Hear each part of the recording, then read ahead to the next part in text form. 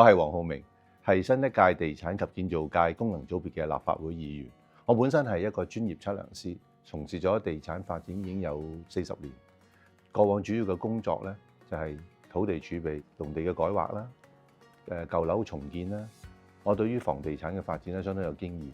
我相信喺議會當中咧，可以將我業界持份者嘅諗法咧話俾政府聽，亦都將政府唔同政策嘅原因，亦都介紹翻俾持份者，希望達到一個超級聯繫人、一個超級溝通者嘅角色。入咗議會之後咧，我會積極推動舊區重建，照顧唔同市民嘅需要。北部都會咧，亦都係香港重要嘅新經濟引擎，亦都為市區重建提供良好嘅機遇。兩者政策係相輔相成，令到市民安居樂業。咁你提出市區同埋新發展市區嘅優勢互補咧，其實有啲咩嘅具體建議喺議會當中咧係點樣推動嘅咧？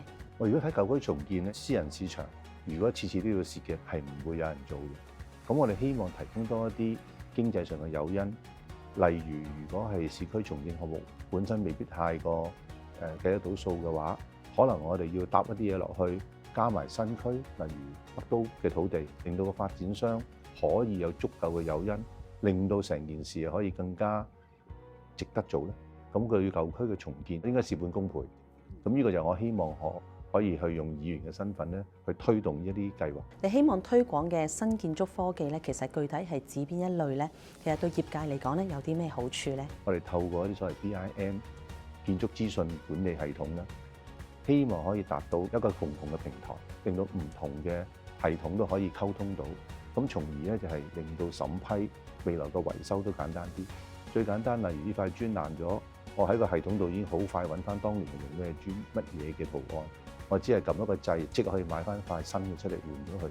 咁呢個就係喺維修上，喺審批上嚟講亦都容易啊，因為每一個部門所提嘅嘢，亦都大家一齊睇到。咁另外喺地盤管理度咧，就牽涉到所謂安全啦。例如地盤係咪全面禁煙咧？透過科技去監管，好快睇到，亦都揾得到邊個食煙嘅。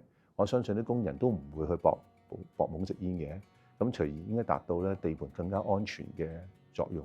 對於本地企業嚟講咧，其實香港面積個空間相對其實都係有限嘅。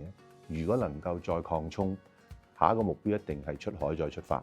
如果內地企業同本地企業可以併船出海，大家一齊去投標海外嘅項目，可以一齊再出發，再做大啲。